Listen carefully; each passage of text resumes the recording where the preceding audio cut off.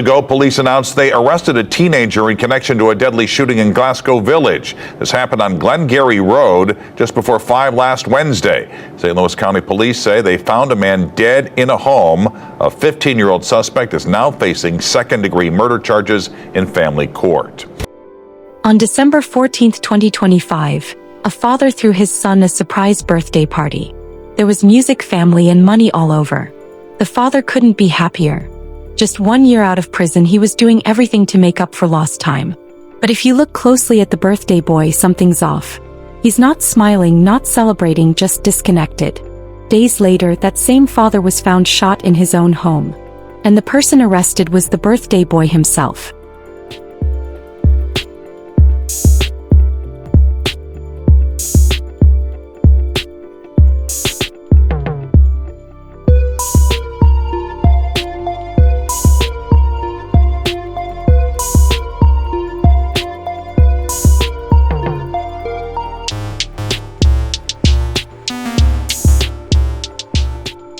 Before we get into it, leave a like, drop your thoughts in the comments, and subscribe to Crime on Pulse so you won't miss the next case.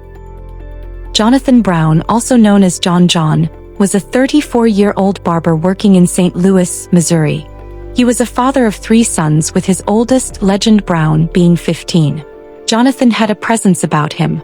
He loved life, and more than anything, he loved his boys.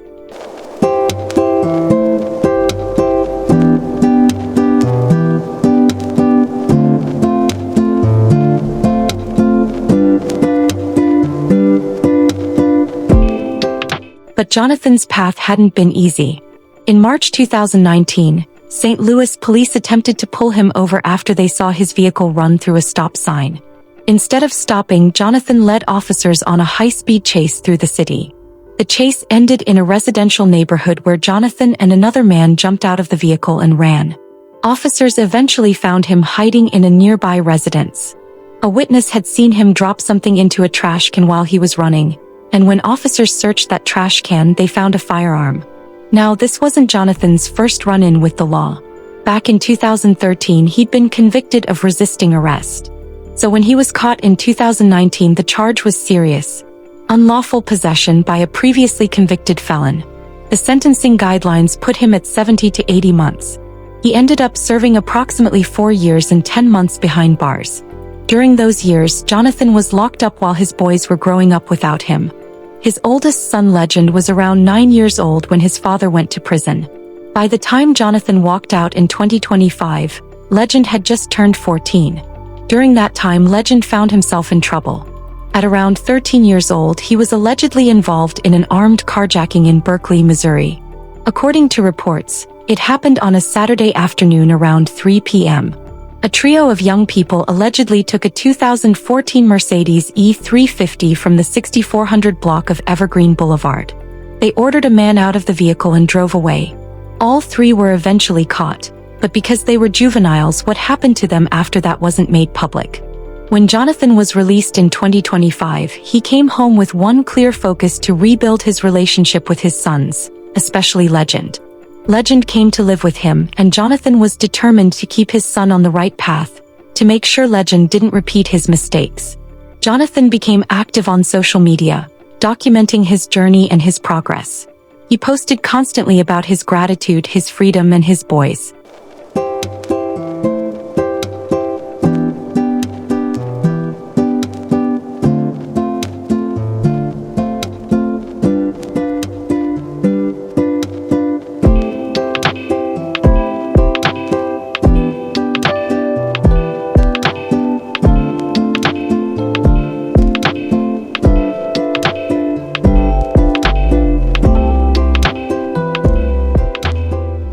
In September, Jonathan reflected on how far he'd come.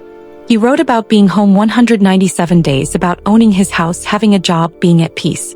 He thanked God for allowing him to be in his son's life and show him the morals and principles he needed to make it through life. By August, Jonathan was already seeing some progress with Legend. He posted about how his son had been down a grade and he'd made him go to summer school through spring break to catch up. Jonathan posted a photo of Legend's certificate of promotion to 9th grade with tears of joy, writing about how proud he was.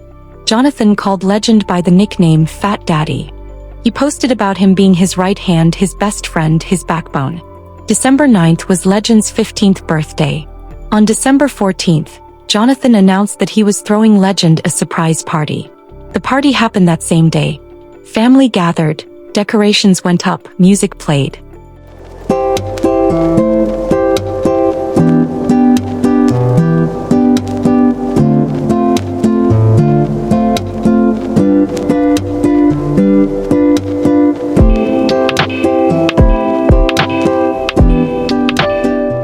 Jonathan was excited celebrating his son.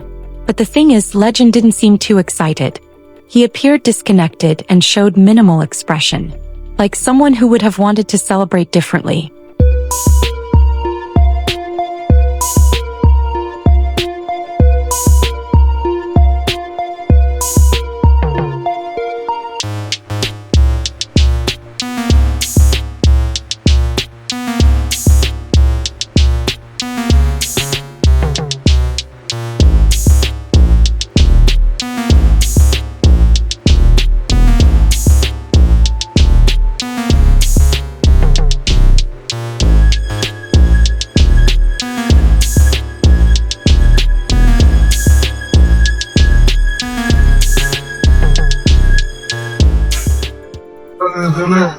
I don't know about school day when we had way. I swear I never play. I don't know about other school day. I still was going to watch the school day. Got a whole thing that's like school day.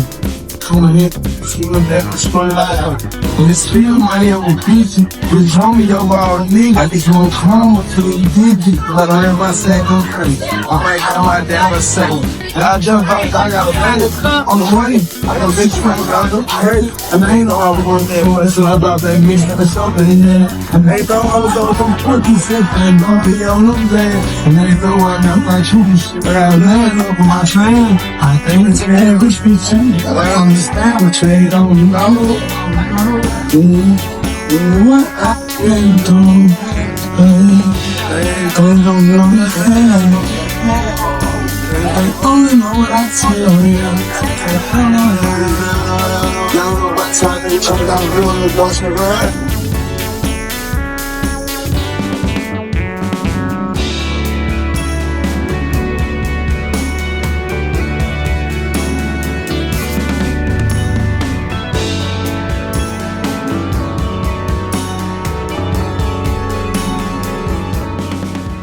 The next morning, December 15th, Jonathan posted about the party. He wrote, "Y'all wish my son happy birthday. Happy birthday, son. You are big 15 now. Daddy loves you. Man, you need to grow up and stop being shy. Love you, doing all that crazy talking like I don't do nothing for my boy. I give the world to all my little boys."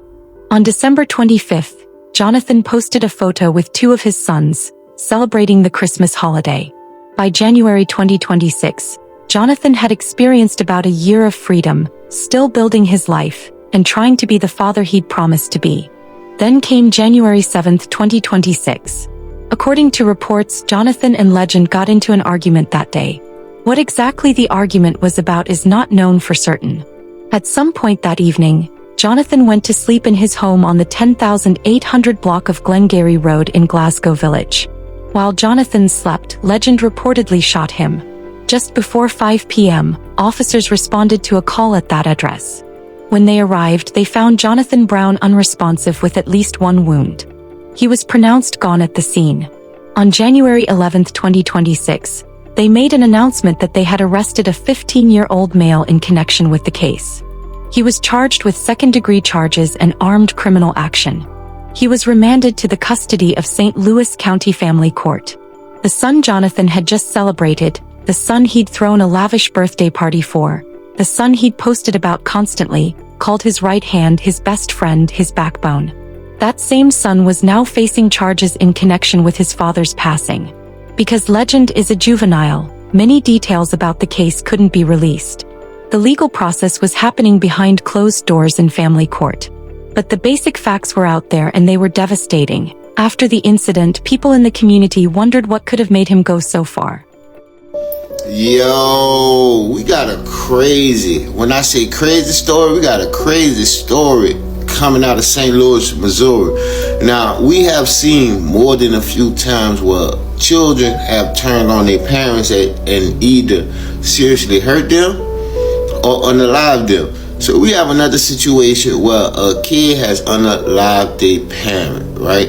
And we have Jonathan Brown of St. Louis, Missouri. Now, Jonathan Brown, needless to say, was a good guy, but he was no angel. And by me saying that, he served 4.5 years either in the state penitentiary or the federal penitentiary. Regardless, he was gone for 4.5 years. But at this time, he had kids, and he had a son particularly named Legend. And when he left, Legend was 9 years old. And when he came back, Legend was 14. Now let me say this. From the ages of 9 to 14, these young men need their fathers the most, and he wasn't there. And sometimes when we run in these streets, we don't think about the repercussions that our actions can cause. So by the time he got out of jail, and this young man was 14 years old, he had already been on the news for carjacking. So he was already into the streets. He was already running around doing what he wanted to do. So when he got out, of course, he started living with his daddy. Now, you got to understand, this changed this young man's whole life, living with his daddy, because I'm pretty sure his daddy didn't allow certain shit as his mom did, right? But he was already caught up and captivated with the street life by his father being gone for 4.5 years. That's a critical and pivotal time to be there. Now, if you'd have went to jail, you was 5, came back when he was 9, y'all would have had a better understanding. But at this point, he probably thinking he grown. He already running around with a gun, jacking cars. So he threw a party for Legend in December. Legend made 15. Now the details are unclear. A little while after, a couple of weeks after this birthday party was thrown, I'm most likely guessing that they got into a disagreement. I'm pretty sure Legend's father didn't want to let him do something and didn't want to allow him to do something. So Legend pretty much picked up a firearm. He waited till his father went to sleep and shot his father in the head and took the car. Yes, shot his father in the head and took the car. You have to understand, when you out of a kid's life for this amount of time, you don't know that kid anymore. You don't know that kid. You have to relearn that kid. Yes, that's your son.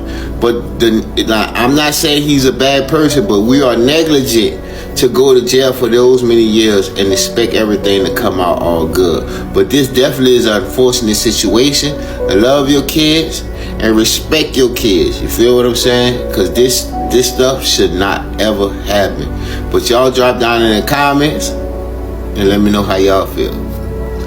One person referenced the birthday video, writing, "He looks very sad and unhappy, as if he doesn't want to be there, and I feel like he's being forced to be someone that he's not, and his body language tells it all. The deep look in his eyes is saying so much. He's not into being flashy like his dad, nor does he like the attention of being seen like his dad. This by far is a very sad situation. Condolences to the family." Another wrote, "Generational wealth does not include throwing money all over the floor and tables. And we don't know what that father was doing behind closed doors. I reserve judgment." But someone who had known Jonathan from prison defended his memory. On January 8th, he wrote, "Brody came home and stayed focused this time, and all he talked about was trying to build a relationship with his sons. We had a fight in jail, got back cool, and when we came home we saw each other on a late night on a one-way street, and both of us hopped out of our cars and talked. That's how we know we ain't have no hatred in our hearts for each other. We used to be in the hole talking about the Bible and how we were gonna change our lives and things. John Brown was a good dude, man. It's sad he went out at the top of the year like this." The community was split.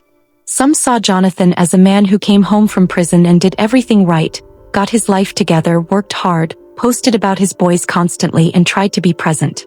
Others looked at Legend's demeanor in that party footage, looked at the outcome, and wondered if there was more to the story that nobody knew. What makes a 15-year-old wait until his father falls asleep and hurt him? That's not something that happens in a moment of anger. That's calculated and deliberate. What kind of pain, hurt, or disconnection leads to that? Was Legend feeling like his father wasn't doing enough despite the parties, the posts, and the public displays? Was it about discipline? Was there friction over rules, expectations, or being held accountable? Or was it something else entirely, something that happened in that house on January 7th that only the two of them know about? Regardless of what it was, nothing justifies a son being responsible for the passing of his father.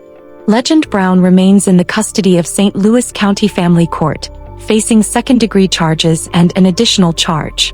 Because he's a minor, the case is being handled in the juvenile system. The world keeps spinning and so does crime. Stay observant, listen to your instincts, and don't ignore the warning signs. I'll see you in the next case on Crime on Pulse. Thanks for watching.